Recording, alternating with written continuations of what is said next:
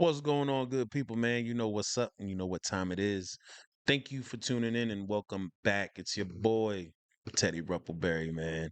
We're jumping into some casual geographics, bro. Now, I love Finding Nemo. I love Disney movies before I even had a kid. Like Disney movies rock, and a lot of them are really good. Finding Nemo was one of the greatest ones, especially with the graphics in that movie. Oh my god, groundbreaking graphics at that. Like just the way the light shone through the water and how it reflected, and just all of that movement when it comes to graphics, bro, that was amazing. But I'm finna find out some more facts that I probably didn't know. Now I'm a little bit of a nerd in a sense, so there are some things I already do know, like clownfish. Usually when is one guy, if the girl that's in the group passes away, the dominant male, turns into a lady. That's just information I know about clownfish for some reason.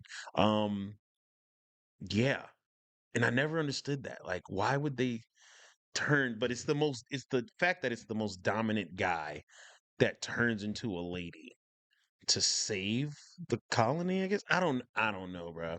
But either way, that's one piece of information I know. But this man here, Mamadou, has all the information, man. He is a very intelligent young dude, and I love tuning into his channel. So that's what we're getting ready to do. And you're doing it with me. Let's go.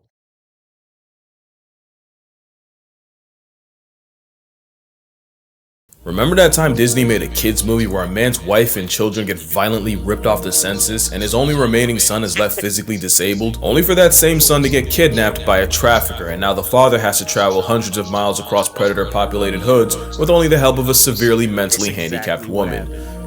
Yeah, Finding Nemo is crazy. I'm gonna destroy your favorite movie with science, and here's a challenge. Take a shot, or a hit, cause 420. Every time a main character should have become a chalk outline. Your grandkids will be an AA at the end. So it starts with a barracuda clapping virtually Nemo's entire bloodline, and here's where we get our first problem. Barracuda don't eat clownfish or their eggs, but you know who do? Clownfish themselves. Clownfish have been known to spawn, kill, and eat their own eggs, so Nemo's mother would have been infinitely more of a threat to him than any barracuda could have been. Now, to be fair, if you ask the clownfish how they like their eggs, they'd probably say unfertilized. There are a lot of animal species that will do that. They get rid of the wheat immediately. So if it's not a fully formed egg, or they even feel sometimes like it's just a funny thing, like this is where the term "only the strong survive" come from. It comes from animals and the way in which they raise their young. Only the strong will survive.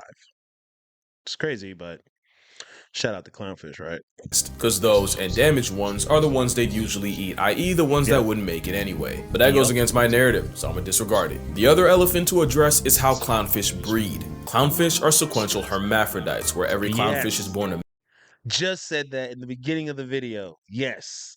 male, and the biggest, most him male will transition into a female when the opportunity arises. Such an opportunity would be if a hypothetical barracuda took the alpha female on a dinner date with Batman's parents. That void would get filled by the biggest male clownfish in the area, and the most dominant male clown. Yes. So, this just reaffirms that I've been a nerd for a long time, because I knew that as a kid. I knew that little bit of information as a kid. Um, but yeah, shout out to your boy. spot would get filled by the second biggest male, and the two would proceed to mate with each other. And since the only clownfish we see in the entire movie are father and son, I'll let you fill in those dots. Clownfish aren't the only fish that switch teams. The Asian sheep's head wrasse does the same, but in reverse. They go from female to male. Although with a face for radio, you will not see them on a movie poster. If Nemo and Marlin having the worst form of family therapy wasn't bad enough, there's a good chance Nemo wasn't ever even alive. What if I told you Nemo means no one in Latin? Which means the movie title makes the theory that Marlin married Itachi suddenly gain legs. But they also have a famous captain named Nemo. For the book readers out there. He also could have been named after Captain Nemo from 20,000 Leagues Under the Sea. About it. But that goes against my narrative, so I'm gonna disregard it. It's easy for... Yes, Nemo. Famous famous submarine captain. Facts to get lost in favor of a better story, and if you don't know where to look, you'd have no way of knowing. Like, you may have heard that the administration started putting tariffs on penguins. Now, personally, I think it's been time those business chickens ponied up. They've had it too good for too long. But I gotta pretend to be partial. So that's why I'm working with Ground News. Ground News is an app and website developed by a former NASA engineer who did not like the way she'd seen information be used as a weapon and how news outlets tend to prey on their users' biases. And remember, if you think you're immune to bias, then you're exactly who they're looking for. But Ground News counters that by grabbing all the world's headlines in one place so you get the luxury of comparing coverage. There's no tunnel vision here. With Ground News, you can get the full picture. That's actually pretty interesting. I'm probably gonna end up trying to look into that and or use it. Cause yeah, misinformation is a thing and it's done intentionally. And truly be informed. Like with the whole penguin taxation. Here you can see it was covered by 435 sources, and in terms of bias distribution, 36% were relatively center, with 40 and 24% left and right leaning respectively. You can also see that 82% of sources were marked as highly factual. Not too bad. And additionally, with the comparison feature, you can see that left literature mocked the policy for placing 10% imposts on islands only populated by penguins and pinnipeds, and right writers defended the tariffs, highlighting benefits and even a possible boon for the economy, as the overall tariffs have raised US duty imports to the highest seen in a century. And that's the great thing about Ground News. My penguin prejudice had me convinced I was on the right side of history, but after looking deeper, I don't think this is about penguins at all. Also, the blind spot feature shifts your crosshairs to stories. It has nothing to do with penguins at all. Well, like at all. At all. One side may have left out, such as climate change and non-native species making life better and difficulty for native fish. So, if you're chronically online and would like Ground News in your toolkit, if you use my link, you'll get 40% off the same $5 a month Vantage plan I'm using. Make sure you go to groundnews.com/casualgeo or use the QR code on screen to subscribe. And until you do, I'm controlling the narrative now. Nemo's mom passed tense to progeny, and his father's going Marlin to Marlene as soon as he gets off screen. Alright, so Nemo is going to school, and when we get there, we meet these guys. And I remember, as a kid, I was not sure what Pearl was. Well, she's a young flapjack octopus. They're remarkably adorable in real life. Problem is, if this were real life, she'd be a lot less cute. The flapjack can be found in depths as far down as 1,500 meters, or 100 meters short of a mile, or about 3.5 Empire State. That is a long way down. Very long way down. Buildings. And since this pink propeller hat can withstand crushing pressure, if she existed where Nemo could see her, she would be turned into disfigured mush. Think about how getting pulled out of their habitat turns a normal looking blobfish into a deflated, misshapen whale fetus. There's a whole course that got memed, and Pearl being where the sun shines would reduce her to flamingo vomit. Also, at one point, Pearl says, Was that grown man fish? That's what it looks like before it reaches the surface? Now that I did not know. That I did not know. I did not know. a normal looking blobfish into a deflated, misshapen whale fetus. Now it looks like a grumpy old man. There's a whole course that got memed, and Pearl being where the sun shines would reduce her to flamingo vomit. Also, at one point, Pearl says this about her arm.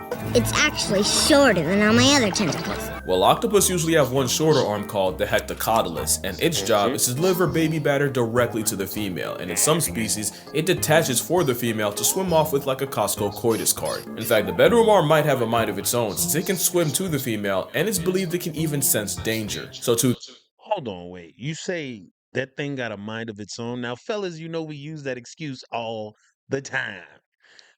But they really do have a mind of Pearl's their own. not a girl, and that is an indecency charge. And that's not the last time we go down that road either. Now we're gonna ignore the fact that flapjacks don't actually have a hectocotylus, because that goes against my name. So after Nemo sees his first pink slip, we then meet Mr. Ray. Not to be confused with the op of the Irwins, because Steve wouldn't even want that. But also because Mr. Ray is a manta ray, non-venomous and completely harmless. Now I don't know if they did this on purpose, but they chose arguably the smartest fish in the ocean to be their teacher. Manta rays are considered the most intelligent, with the largest brain to body.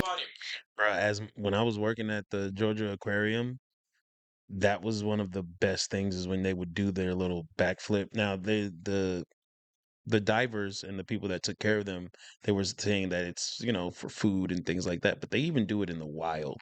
So I have no idea what that whole backflip thing is about. Ratio of any fish. The overachieving aquatic placemat is apparently capable of problem solving and advanced communication. They're also self-aware, with more than one occasion of a manta ray checking itself out in a mirror, and they were even caught waving and blowing bubbles at their own reflection. And just for reference, that's not how they'd react to another manta. Some mantas have even been on record asking divers for help removing hooks, so yeah, makes sense this one would have a teaching degree. Anyway, Mr. Ray gives the kids a marine magic carpet ride through the reef. Stop, right there. As a kid, it used to drive me crazy that I didn't know what that was. Years later, I have the answer. Spanish dancer. This Pacific pancake is a nudibranch, aka a type of giant sea slug, and a Yes, it's a slug. I don't know if I'm not 100% sure what my audio sounds like right now as I'm recording. I do have a new setup. So, yeah, but yes, I definitely said that is a slug. species You know, this is taking me down memory lane and I'm actually having fun with this. This is dope. I love sea life and being able to work at the Georgia Aquarium for the time that I did.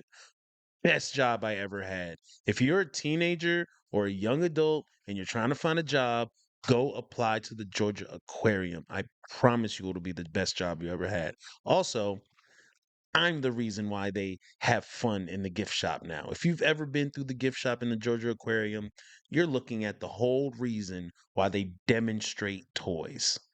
Hi, guys.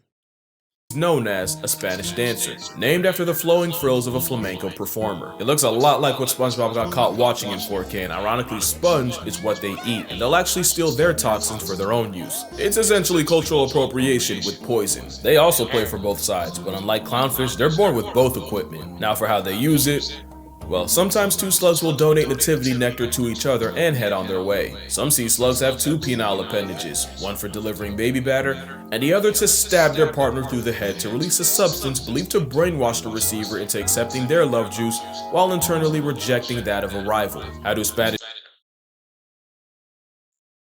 Okay. So he just said they got two pumps.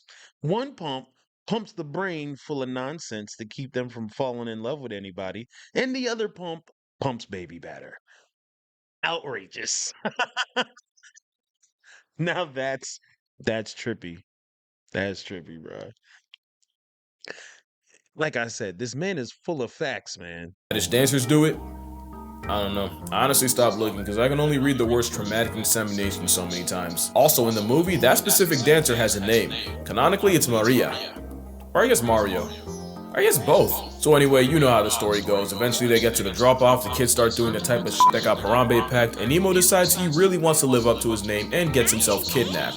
His father tries to save him, but gets flashbanged by a camera. And yeah, that's accurate. A camera flash might not kill a fish, but it's severely disorienting and like a forced factory reset. That's why they say no flash photos in an aquarium. One time Is that the Georgia Aquarium, bro?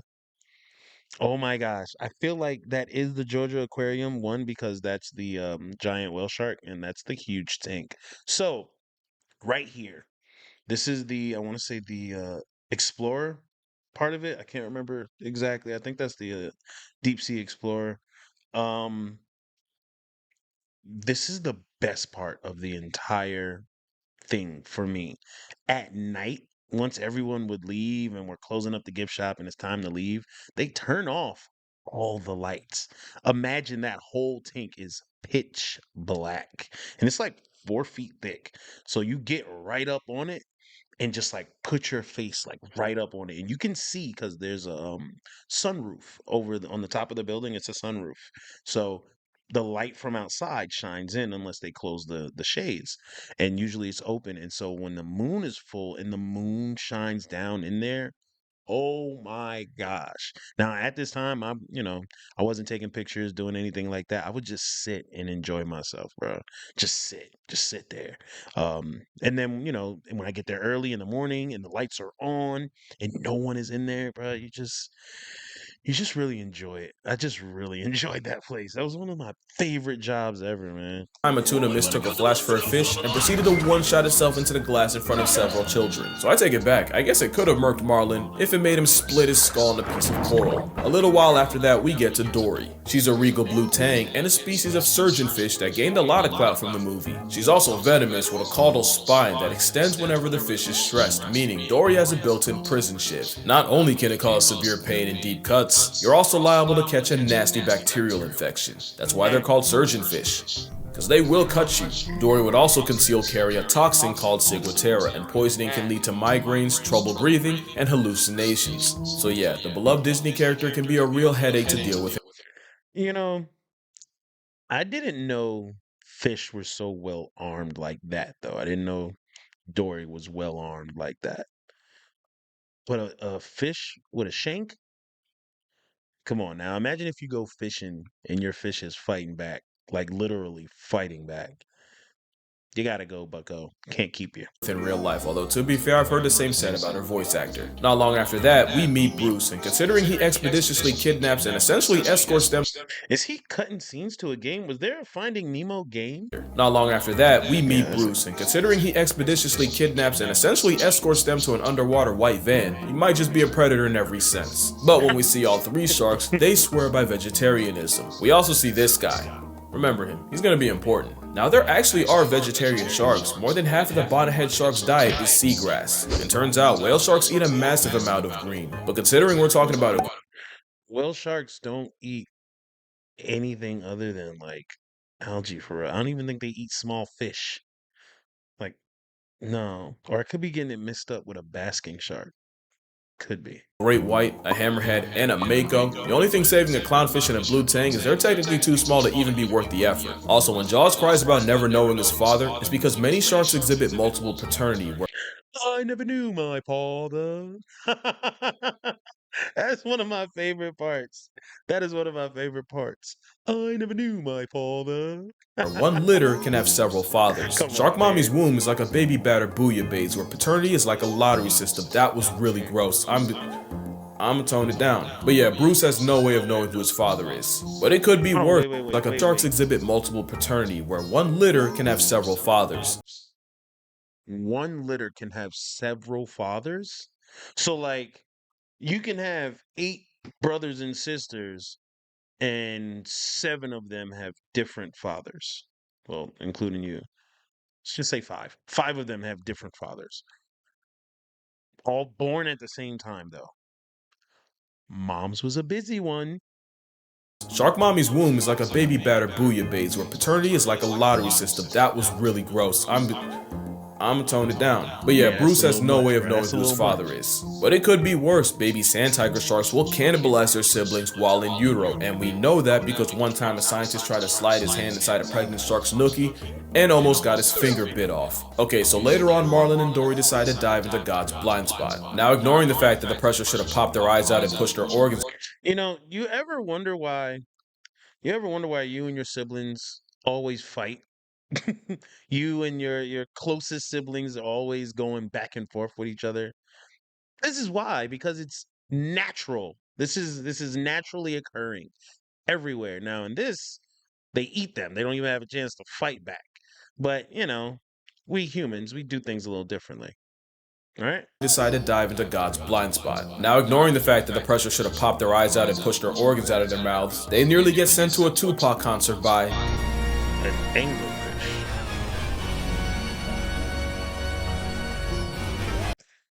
Real quick. I'm like, hold on, wait, which way is it? And then I see the dangling angler.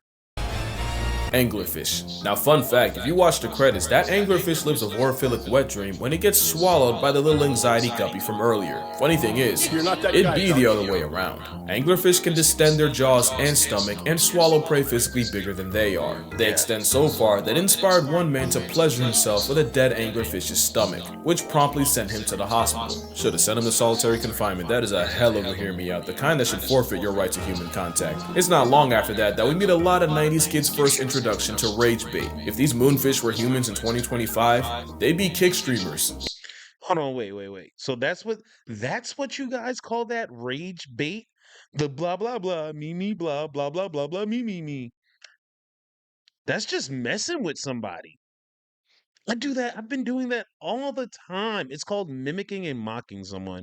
I do it all the time. It's funny. But kids these days, they call that rage bait.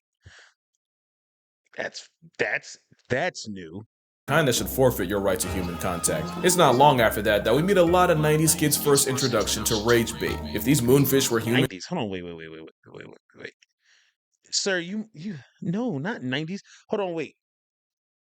Like what, 94? Born in 96 or born in 98, born in 99 type 90s kids? Cuz I was born and lived in the 90s. That makes me a 90s kid.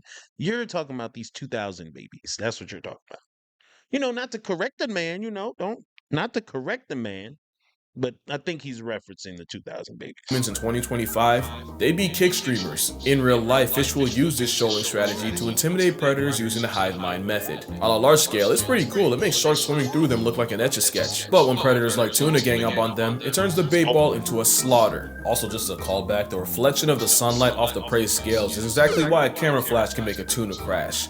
Out, that is. Now let's talk about Nemo, because Buddy would have really become a no one before he ever saw his dad. Let me tell you about osmosis. No. So diffusion just means molecules will move from one area of high That was a really good movie too, though.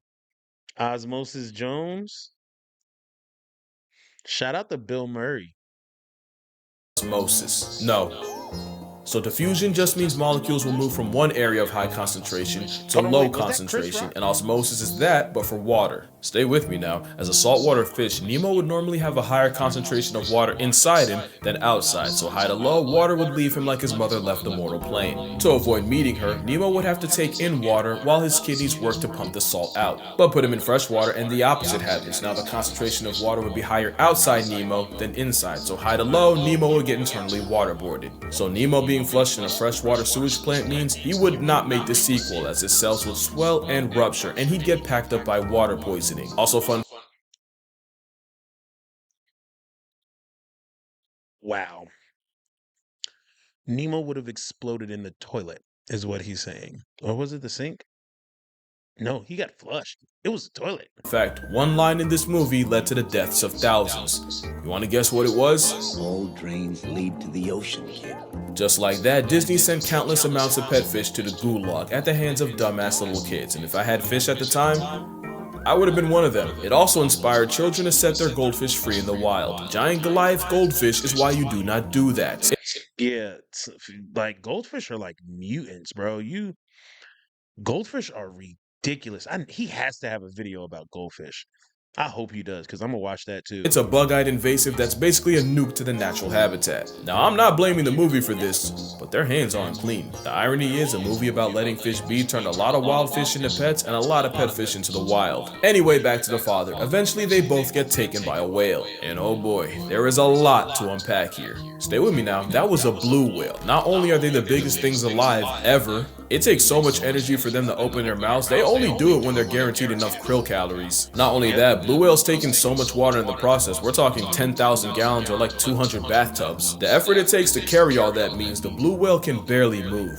So yeah, Bluey would have been physically incapable of carrying them to Sydney. But even if they could, Nemo still would have come out of it an orphan. When blue whales hold all that water, they squeeze that water out with their tongue, and anything not water gets trapped in their baleen. It's how they filter feed, which It looks like rustled up the bottom of a broom after you've used it for a couple of months. That's what the baleen looks like. And sometimes it washes up on shore and things like that. You don't really know what it is. You think it's like dried out seaweed or something, but nah, it's just like it's almost like bone though, but it's light. It's crazy. It's crazy, but it's like a brush type material. means Yeah, man. The more you know. our fish friends would have been crushed to death by an 8,000-pound tongue. That's the weight of an elephant. Also, it would have been physically impossible for the whale to shoot them off at Sydney, since the blue whale's mouth does not connect to its blowhole. Also, whales don't shoot water out of their blowholes. It's really just warm whale lung air meeting cool outside sea air with some mucus, and it smells like a tire factory married the final boss of tonsil stones. So if smell kills, they would have got a guess past the fish hell. But ignoring all that, eventually they trade one live Uber for another when a friendly pelican saves them from a flock of hungry seagulls. Mine. In the kitchen, working in the kitchen, we would say behind. Seagulls are a feathery antichrist and the spawn of Satan, and they should be afraid of pelicans, since pelicans are documented literally swallowing birds alive. In fact, one of the most traumatizing documentaries I watched was where Cape gannets were nesting on Malgus Island by the thousands, but because of overfishing, great white pelicans started pulling up to the nursery. What followed was a bunch of today pterosaurs strolling across the island like a grocery aisle, and swallowing any unsupervised chicks alive. Like, you could hear the chicks as they were sliding down their throats, only for the pelicans to fly home, just to regurgitate the recently devoured baby birds for their own pelican chicks to eat. So yeah, Nigel might be the real villain. Those are dinosaurs. Let's not forget it. Those are freaking dinosaurs. Look at that face. That is the face of a dinosaur. In here. Now that didn't really have to do with the plot, but I just sat here and overanalyzed the kids movie from 2003 because I have nothing better to do. And if this video gets 150,000 likes, I'll do it to another one. You can probably guess which one. Friendly reminder that I do have a Patreon if you'd like to support me beyond subscribing, but as always, in this economy, don't spend a check on a creator that, let's be honest, really doesn't need it. Only if you want to like buy me lunch or something. Also, I have a book. You know, that's very, very, very honest of him. That is very honest of him. That's very honest of him. Because I'm on the way to starting my Patreon now. I'm not definitely not in his position.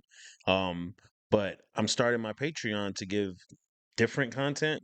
I feel I don't we'll talk about it in a minute. We'll talk about it in a minute. If you'd like to support me beyond subscribing, but as always, in this economy, don't spend a check on a creator that, let's be honest, really doesn't need it. Only if you want to like buy me lunch or something. Also, I have a book.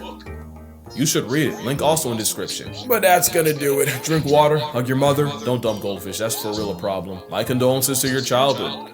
I will be doing it again, but until then, I'ma see y'all in the next one. Okay, I like this. I like this a lot. That was good. That was really good. But about the Patreon thing, I'm just feeling like maybe I can do way more different content on Patreon. Still, still keep what I'm doing here going, but just giving the people a little bit more. And since it's a paid thing, it's gonna be way more. So you never know, man. But for this right here, for this whole thing, I learned a lot. Can't even lie to you. He's he's hilarious and informative. How do you not watch this and enjoy it? Didn't know a lot of things that he mentioned though, especially with the anglerfish thing. Uh, fish, bro. Dory has a sword. I did not know she could fight back. There's a lot going on here, but thank you guys for watching with me, man. Now I think I'm just gonna go reevaluate some things. I'm probably gonna tell my son to stay away from Finding Nemo for a little while until we can talk about it. Son, there's some things I need to talk to you about. Nah, but you know what it is, man. It's that time again. So you know what those buttons are, and you know what they do. But until next time, bro, enjoy and have a great day.